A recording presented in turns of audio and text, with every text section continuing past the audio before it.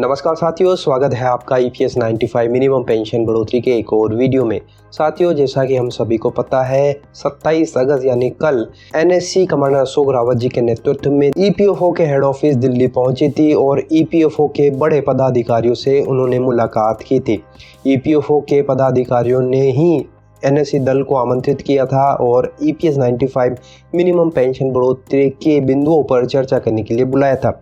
साथियों, ये बैठक बहुत ही महत्वपूर्ण रही थी। इस बैठक में क्या नतीजा निकला, क्या क्या निष्कर्ष निकल कर आया, ये सब कुछ आज इस वीडियो में हम कवर करने वाले हैं। वीडियो बहुत ही इंपॉर्टेंट होने वाला है, अंत तक आप इस वीडियो के साथ में बने रहिएगा। साथियों, जैसा कि हम सभी को पता है, हाल ही में केंद्र सरकार ने UPS पेंशन लॉन्च कर दी थी, जिसके बाद में NSC और पेंशनरों में आशा बढ़ गई थी कि अब जल्द ही EPS 95 पेंशनर का भी मुद्दा सॉल्व होगा और EPS 95 पेंशन में भी बढ़ोतरी होगी, और ऐसा ही कुछ देखने को मिल रहा है। EPFO ने NSC दल को आमंत्रित किया था हेड ऑफिस दिल्ली में, ताकि EPS 95 के बिंदुओं पर चर्चा की जा सके। सरकार की पहल पर कर्मचारी भविष्य निधि संगठन ने EPS 95 पेंशनरों के साथ एक महत्वपूर्ण बैठक का आयोजन 27 अगस्त को किया था।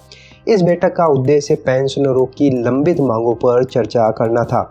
देश भर में लगभग 77 लाख EPS 95 पेंशनभोगी सरकार द्वारा लागू की गई पेंशन स्कीम के बाद अपनी न्यूनतम पेंशन बढ़ने की उम्मीद कर रहे हैं। EPS 95 राष्ट्रीय संघर्ष समिति के अध्यक्ष कमांडर अशोक रावत जी ने बताया कि केंद्र भविष्य निधि आयुक्त रमेश कृष्णमूर्ति के साथ हुई इस बैठक में न्यूनतम पेंशन 7,500 प्रति माह, महंगाई भत्ता और पति पत्नी के लिए मुफ्त चिकित्सा सुविधा जैसी प्रमुख मांगों पर चर्चा की गई।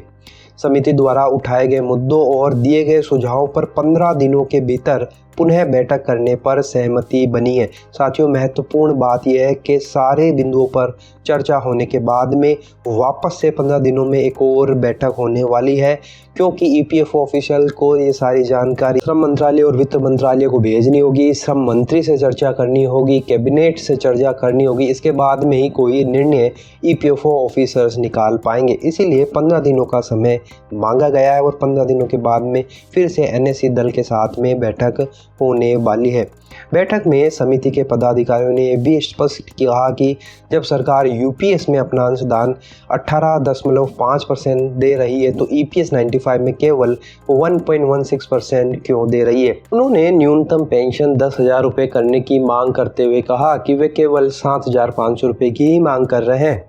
राष्ट्रीय महासचिव वीरेंद्र सिंह राजावत जी ने बताया कि एक ओर ये बैठक EPFO मुख्यालय में हो रही थी, वहीं दूसरी ओर देश भर में EPFO कार्यालयों में प्रधानमंत्री और श्रम मंत्री के नाम ज्ञापन सौंपे जा रहे थे। इस बैठक में अतिरिक्त CFC चंद्रमौली चक्रवर्ती, अपराजिता जग्गी जी, शुभम अग्रवाल सहित समिति के कई वरिष्ठ सदस्य उपस्थित थे। जबकि समिति की ओर से कमांडर अशोक रावत जी, वीरेंद्र सिंह राजावत जी, राष्ट्रीय सलाहकार PN पाटिल, राष्ट्रीय सचिव रमेश बहुगुणा, राजीव भटनागर और राष्ट्रीय कोषाध्यक्ष BS नारखड़े, महिला मोर्चे की राष्ट्रीय अध्यक्ष शोभा आरस, राष्ट्रीय सचिव सरिता नारखड़े शामिल थी। पेंशनरों को उम्मीद है कि इस बैठक के परिणाम स्वरूप उनकी मांगों पर सरकार जल्द ही सकारात्मक कदम उठाएगी, जिससे उन्हें राहत मिलेगी।